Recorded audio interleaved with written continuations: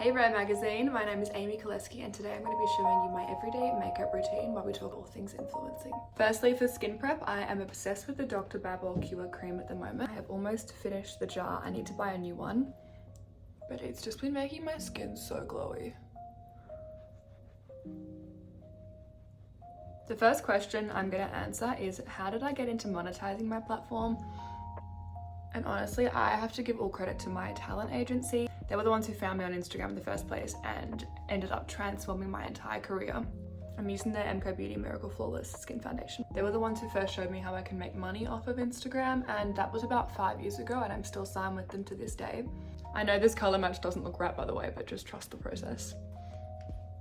To conceal, I'm gonna go in with this Smashbox Halo pen. It's like a 4-in-1 perfecting pen. And it's really good for those more natural makeup looks. So before I collaborate with a brand, if I'm proposed a partnership opportunity, I will always have to check to make sure that the brand aligns with my values, which includes making sure the image that they portray is an image that I want to be associated with. It also means asking myself if I genuinely use the products and if I would honestly recommend them to a close friend of mine. And if the answer to any of those is no, then I don't work with them. To warm up the face, I'm going to use my Chanel bronzer. This is the perfect bronzer just to add a little bit of warmth back into the skin. I'm also going to go in with a Rare Beauty liquid blush in the shade Happy. It is the perfect pinky color. Something else that a lot of people don't talk about is the income fluctuations that come with being an influencer. I'm going to set my face with this Givenchy Prism powder. But the way I've learned to handle income fluctuations over the years is through having a really strong savings. You've got to be financially switched on and have around 3 to 6 months of savings. And it's super important not to be dependent on one campaign to pay for your previous bills, because sometimes there'll be payment delays of 3 months and you do not want to be out of pocket during that time. I once had a brand take 9 months to pay me, which was very awkward to discuss, but sometimes it happens. For eyebrows, I'm just going to set them with a clear gel. I'm really enjoying having lighter brows at the moment. This one is just from Rose Inc.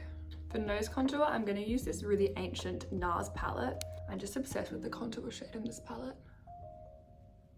If you know me, you know I always contour my nose. For me, my nose is quite a focal point on my face, so I always like to have it looking very defined. Some unexpected costs and challenges that come with being an influencer. I found that trying to maintain relevancy with an audience while growing as a human being is a little bit complicated, especially when you've been on the social scene for over 5 years. I just used the Charlotte Tilbury chocolate brown eyeliner, by the way, which is completely worn off.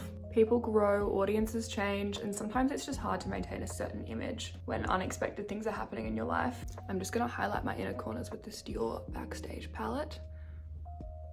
It can also be hard as a fashion influencer to keep showing new and shiny objects when you yourself are trying to maintain a more sustainable and considered wardrobe. That's one of the personal challenges I found this year, because one of my big goals recently have been to stop buying unnecessary products just for the sake of showing them off on TikTok or Instagram. But I found with less products to promote and talk about, I've got less content to create. So it's a really fine line to balance. For mascara, I'm going to use the MCO Beauty Extend Lash. I love tubing mascaras so much. It makes the removal process so easy.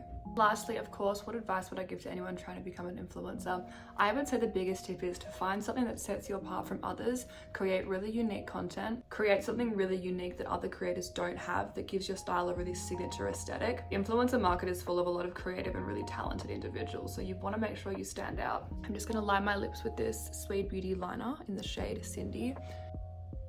It's the perfect peachy nude.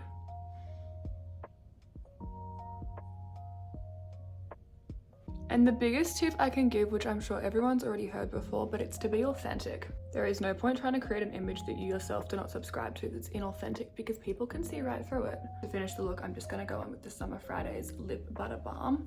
This is in the shade Iced Coffee. It's such a pretty chocolate color. And it also tastes like coffee.